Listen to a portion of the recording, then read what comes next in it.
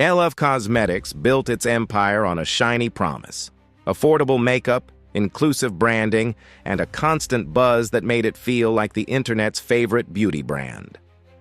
On the surface, everything about the company screamed success: slick packaging, trendy collaborations, influencer hype, and endless viral moments. But beneath that polished image, something has been unraveling. Quietly at first, then all at once. A string of strange business decisions, tone-deaf marketing moves, lawsuits, and sourcing controversies have piled up to reveal a picture that's far uglier than the gloss they sell. The brand that once looked unstoppable now feels like it's stumbling through its own success, unsure of what it actually stands for anymore.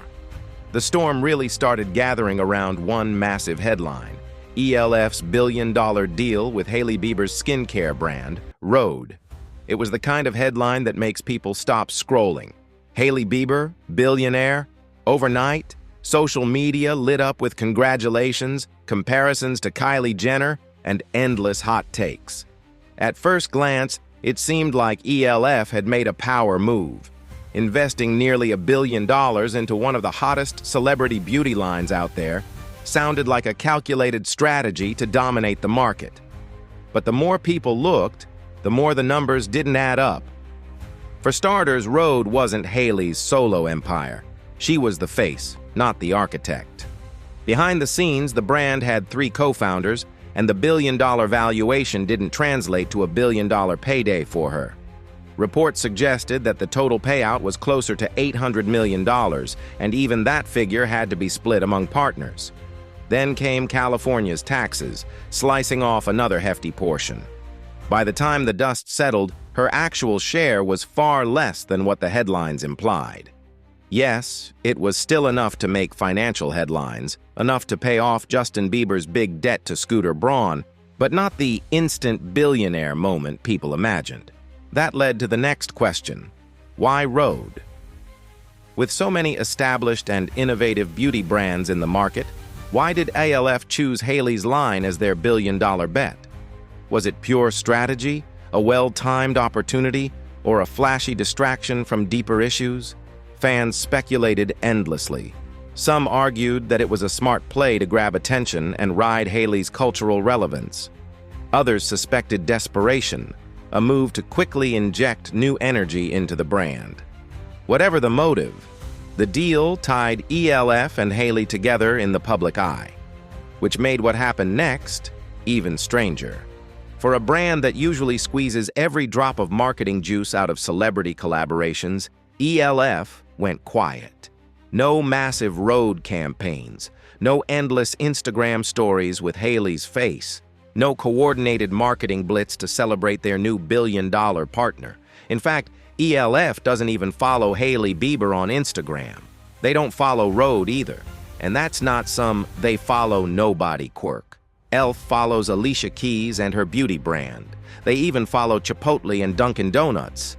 But not the woman and the brand they just spent almost $1 billion on. Fans noticed. People started whispering about buyer's remorse. Some compared it to the Kylie Jenner-Cody situation, where a glamorous billion-dollar headline eventually unraveled into controversy and regret. The whole thing felt calculated at first, but now it looks more like a strange dance between 2 brands that don't actually want to be seen together. While questions about Hailey simmered online, E.L.F. made another baffling decision that would ignite full-blown outrage. They launched a major campaign featuring comedian Matt Rife. If the name rings a bell, it's probably because he's been a lightning rod for controversy. His stand-up has faced heavy criticism for sexist jokes, including ones that reference domestic violence. Choosing him as the face of a campaign for a makeup brand whose primary audience is women was, to put it mildly, a shocking move. It felt tone-deaf, almost deliberately provocative. The campaign paired Rife with drag queen Heidi N. Closet in a strange attempt to highlight affordability and inclusivity, but the pairing felt awkward and forced. The internet's response was swift and brutal. One viral comment captured the general sentiment perfectly. "You didn't have the budget for a comedian who doesn't joke about abuse?" Customers were furious. The backlash spread fast. For a brand that had built its image around empowerment and social awareness, partnering with someone who had made light of serious issues felt like a slap in the face. Within hours, social media was flooded with criticism. Instead of representing inclusivity, the campaign exposed a glaring disconnect between the brand and its audience. E.L.F. scrambled to respond, releasing a half-hearted apology. "You know us, we're always listening." This campaign was meant to humorously spotlight beauty and justice. "We understand we missed the mark with our community, but the apology landed flat." By the time they deleted the campaign and quietly shelved the concept, the damage had been done. Rife himself didn't help matters. Rather than take the criticism seriously, his response was sarcastic, dismissive, almost mocking. What could have been a moment to show accountability turned into another example of him brushing off legitimate concerns. Fans called him out for being defensive and disrespectful, especially when old photos resurfaced showing his dramatically changed appearance. Online jokes dubbed it the LA 10 treatment, pointing out his polished, sculpted look. Instead of laughing it off, Rife snapped back on Instagram. "Lying about medical history is illegal, FYI," he wrote in one angry reply. His overreactions only amplified the drama. Suddenly, instead of focusing on E.L.F.'s products, everyone was talking about Matt Rife's face, his defensiveness, and his inability to handle criticism. The campaign that was supposed to boost the brand ended up dragging them into a PR nightmare that wasn't even entirely theirs to begin with. But the controversies don't stop at tone-deaf campaigns. Behind the scenes, E.L.F. has been caught in some serious sourcing scandals that most customers never hear about. One of the most shocking involved North Korea. Reports revealed that E.L.F. had imported over 150 shipments of false eyelash kits containing materials traced back to North Korea, a direct violation of U.S. trade bans. The shipments had slipped through suppliers in China, but that didn't absolve the brand. For a company that trades on trust and affordability, being tied to banned supply chains is a dangerous look. It's not just about breaking international rules, it's about safety. If they don't know where their materials are coming from, how can consumers trust what's in the products they're putting on their skin? Then there's the cruelty-free contradiction. E.L.F. proudly stamps cruelty-free on its products and uses it as a major selling point for American consumers. But for years, China required animal testing by law for cosmetics sold on its market. So how does a brand operate in both spaces while maintaining that label?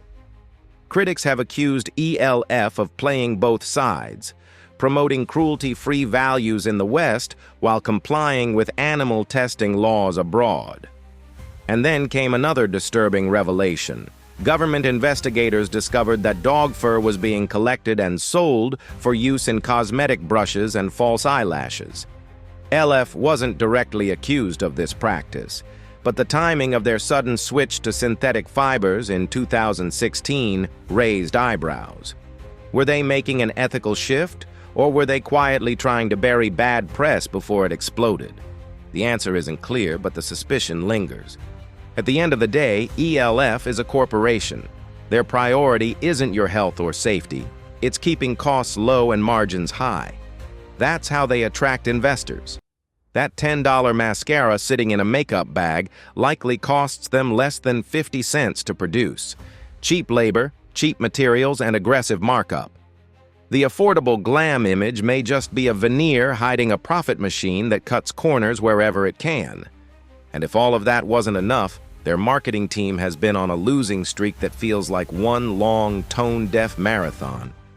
Take their Twitch campaign. In theory, it was a smart idea. Partner with streamers, tap into younger audiences, and ride the wave of gaming culture. In practice, it was a mess. Fans noticed immediately that the lineup of creators wasn't diverse.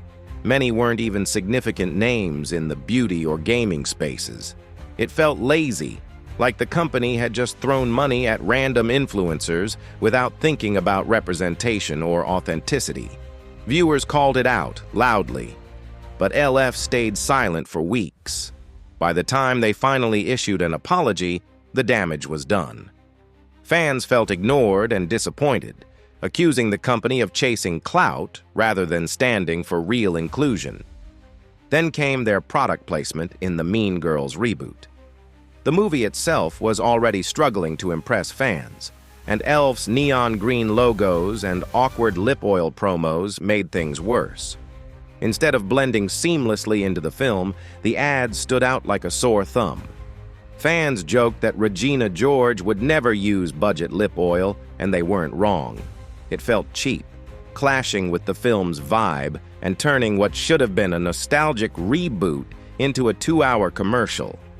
It wasn't clever marketing. It was corporate intrusion at its loudest.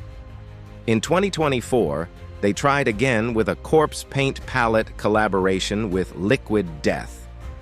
The concept, a coffin-shaped palette meant for gothic, dramatic looks, had potential.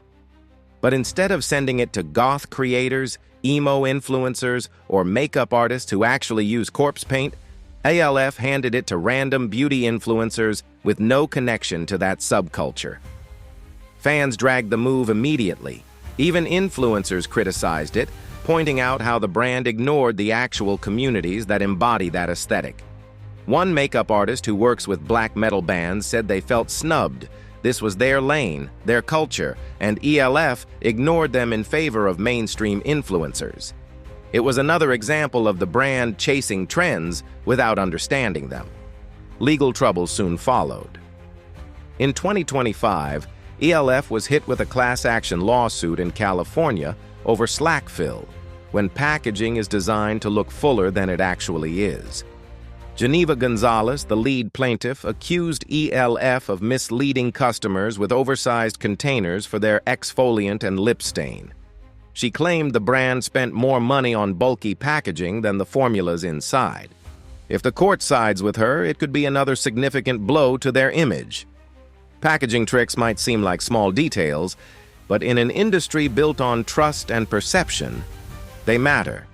There's also the matter of their business strategy. E.L.F. has leaned heavily on dupes, knockoff versions of high-end products sold for a fraction of the price.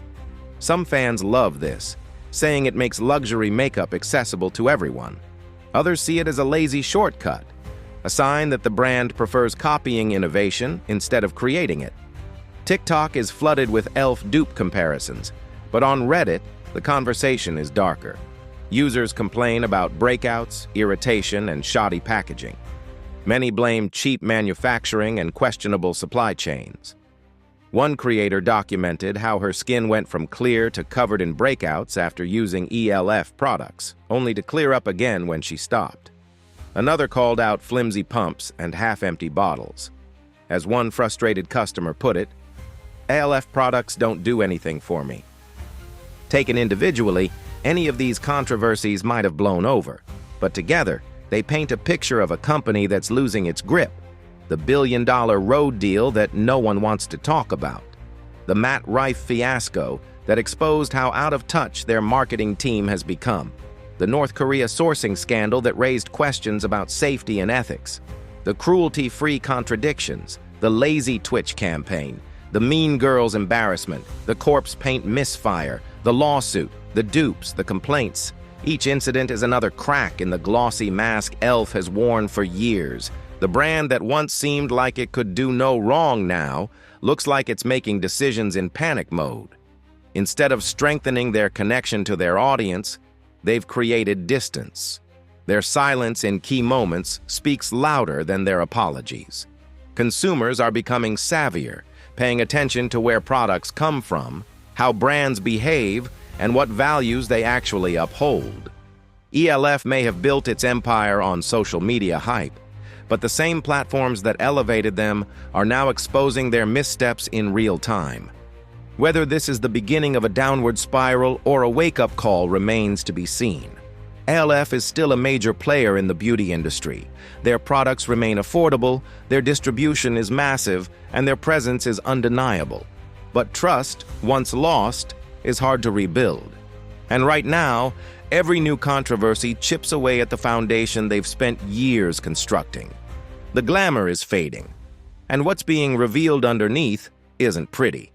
So maybe the real story here isn't just about one bad campaign or one shady supply chain. It's about what happens when a brand grows too fast, chases too much clout, and forgets the values that made people love it in the first place. Fans aren't blind, they're watching closely. And if E.L.F. doesn't start aligning its image with its actions, it might find itself on the wrong side of the very audience that made it a beauty giant in the first place.